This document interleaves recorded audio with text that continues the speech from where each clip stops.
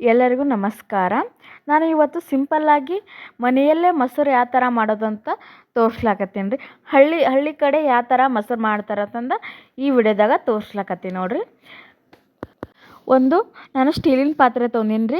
ನೀವು ಜರ್ಮನಿಂದ ತೊಗೋಬೋದು, ಇಲ್ಲ ಸ್ಟೀಲಿಂದ ತೊಗೋಬೋದು.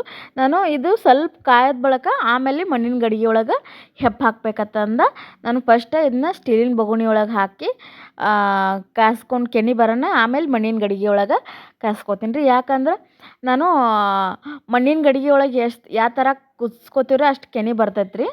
ನಾನು ಫಸ್ಟ್ ಸ್ಟೀಲಿನ ಬೊಗಣಿ ಒಳಗೆ ಕುದಿಸ್ಕೊಂಡು ಆಮೇಲೆ ಮಣ್ಣಿನ ಗಡಿಗೆ ಒಳಗೆ ಹಾಕ್ಕೊಂಡೀನಿ ರೀ. ನಾನು ಈಗ ಸ್ವಲ್ಪ ಹಾಲು ಬಿಸಿ ಮಾಡ್ಕೊಳ್ಳೋದ್ರಿ. ಬಿಸಿ ಮಾಡ್ಕೊಂಡು ಉಗುರು ಬೆಚ್ಚಗಿರ್ತಾವೆ ನೋಡಿರಿ, ಆವಾಗ ಹೆಪ್ಪು ಹಾಕ್ಕೋತೀನಿ ನೋಡಿರಿ. 1 ಸ್ಪೂನಾಗಷ್ಟು ನಾನು ಮೊಸರು ಹಾಕ್ಕೊಳಕತ್ತೀನಿ ರೀ. ನಾನು 1 ಸ್ಪೂನಾಗಷ್ಟು ಮೊಸರು ಹಾಕ್ಕೊಂಡೀನಿ. ಮೊಸರು ಹಾಕ್ಕೊಂಡು ಮುಚ್ಚಿಟ್ಕೋತೀನಿ ರೀ. ನೈಟ್ ಮುಚ್ಚಿಟ್ಕೋಬೇಕು ರೀ. ಅದನ್ನು ರಾತ್ರಿ ಹಾಕ್ಕೊಂಡು ಬೆಳಗ್ಗೆ ತೆಗಿಲಾಕತ್ತೀನಿ ನೋಡಿರಿ ಮಣ್ಣಿನ ಗಡಿಗೆ ಒಳಗೆ. ಮಣ್ಣಿನ ಗಡಿಗೆ ಒಳಗೆ ಸ್ಪೆಷಲಿ ಏನಂದ್ರೆ ನೀರೆಲ್ಲ ಜಕ್ಕೊಂಡಿರ್ತೈತೆ ರೀ, ಅದಕ್ಕೆ ಗಟ್ಟಿಯಾಗಿರ್ತೈತಿ ಮೊಸರು. ಇದು ಅಂದ್ರೆ ಊರಿಂದ ಅಂದ್ರೆ ನಮ್ಮ ಅಮ್ಮಗಳು ತಂದಿದ್ರಿ ಹಾಲು, ಅದೇ ಹೆಪ್ಪು ಹಚ್ಚಿದ್ದೀವಿ ನಾವು ನೋಡಿರಿ. ಎಷ್ಟು ಚಂದ ಬಂದೈತಿ ಮೊಸರು, ಎಷ್ಟು ಗಟ್ಟಿಯಾಗೈತಿ. ಹಿಂಗೆ ಒಡೆದ್ರೂ ಒಡೆಯಲಾಗೈತಿ, ಅಷ್ಟು ಗಟ್ಟಿ ಐತ್ರಿ ಮೊಸರು ನೋಡು.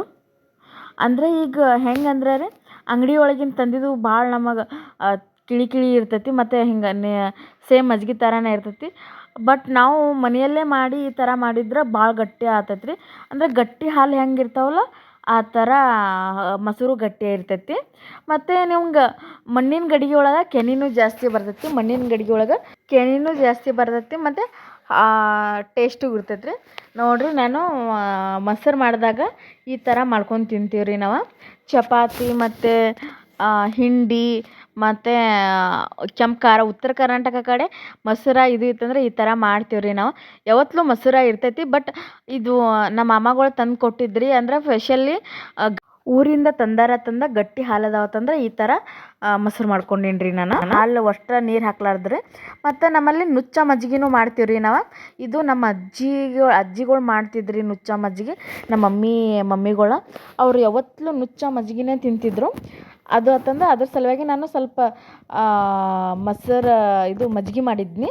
ಮತ್ತು ಸಜ್ಜಿ ರೊಟ್ಟಿನೂ ಮಾಡಿದ್ದೀವಿ ರೀ. ಅಂದರೆ ಅವತ್ತು ಚಲೋ ಇರ್ತೈತೆ ಅಂದ್ರೆ ಮೊಸರೊಳಗೆ ಹಿಂಡಿ ಸಜ್ಜಿ ರೊಟ್ಟಿ ಚೆನ್ನಾಗಿರ್ತೈತೆ ಅಂದು ಇದನ್ನು ಮಾಡಿದ್ನಿ ನಾನು. ಮತ್ತು ಇದು ಮಜ್ಜಿಗೆ ನುಚ್ಚ ಅಂದ್ರೆ ರೀ ಫೇಮಸ್ ರೀ. ನಮ್ಮ ಅಜ್ಜಿಗಳು ಹೆಂಗಂದ್ರೆ ಅವ್ರು ನಾಷ್ಟಕ್ಕೆ ಇದನ್ನೇ ಮಾಡ್ತಿದ್ರಿ, ಮಜ್ಜಿಗೆ ನುಚ್ಚನೇ. ನಾವು ಹೆಂಗೆ ಉಪ್ಪಿಟ್ಟು ಶಿರಾ ಈಗ ಅವಲಕ್ಕಿ ಹಿಂಗೆ ಮಾಡ್ತೀವಿ ನೋಡಿರಿ, ಅವ್ರು ನುಚ್ಚ ಮಜ್ಜಿಗೆನೇ ತಿಂತಿದ್ರು ಅವಾಗ.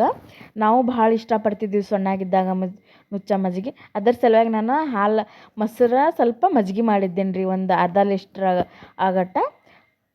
ಅರ್ಧ ಲೀಟ್ರಾಗಷ್ಟು ಮಜ್ಜಿಗೆ ಮಾಡ್ಕೊಂಡಿದ್ದು ನಾನು. ನುಚ್ಚ ಮಜ್ಜಿಗೆ ತಿನ್ಬೇಕಂತಂದು ಅವತ್ತೇ ನುಚ್ಚ ಮಜ್ಜಿಗೆನೂ ಮಾಡಿದ್ದೀವಿ, ಚೆನ್ನಾಗಿತ್ತು. ಅದರೊಳಗೆ ಸ್ವಲ್ಪ ಹಸಿ ಖಾರ ಹರ್ಕೊಂಡಿದ್ದೀನಿ, ಕೆಂಪು ಖಾರ. ಈ ನುಚ್ಚ ಮಜ್ಜಿಗೆ ವಿಡಿಯೋ ಇಷ್ಟ ಆದರೆ ನನ್ನ ಚಾನಲ್ ಸಪೋರ್ಟ್ ಮಾಡಿರಿ, ಲೈಕ್ ಮಾಡಿ, ಸಬ್ಸ್ಕ್ರೈಬ್ ಮಾಡಿ. Thank you.